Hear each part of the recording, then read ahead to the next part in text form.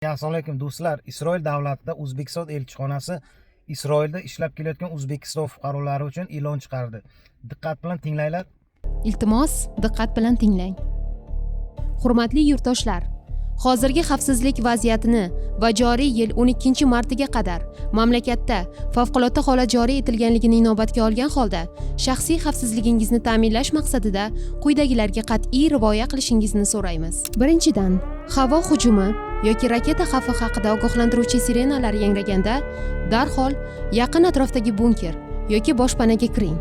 Hech qanday holatda sirenalarni e'tiborsiz qoldirmang va ochiq hududda qolmang. Ikkinchidan, favqulodda holatlarda O'zbekiston Respublikasining Isroildagi elchixonasi bilan zudlik bilan bog'laning.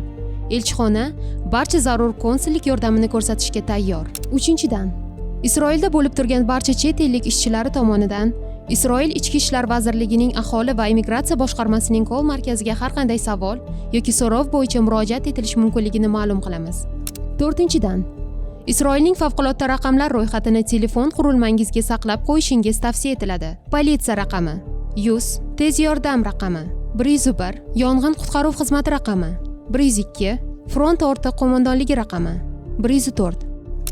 Beshinchidan, sirenalar yangragan vaqtda yoki raketa tushgan joylarni video yoki foto tasvirga olish qat'iyan man etiladi. Bunday harakatlar xavfsizlik nuqtai nazaridan jiddiy huquqiy oqibatlarga olib kelishi mumkin va sizning hayotingizni xavf ostiga qo'yishi ehtimoli katta. Oltinchidan, diqqat qiling. Noma'lum jismlar yoki raketa parchalari yonida bo'lish hayot uchun xavfli.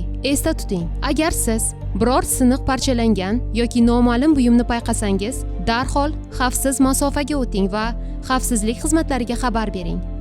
Yettinchidan, Isroilni tark etish xohishingiz bo'lsa yoki vatanga qaytishga zaruriyat tug'ilsa, Isroil-Misr nazorat o'tkazish punkti Taba Begin orqali o'tish imkoni mavjud va quyidagi tartib bo'yicha amalga oshirish mumkin.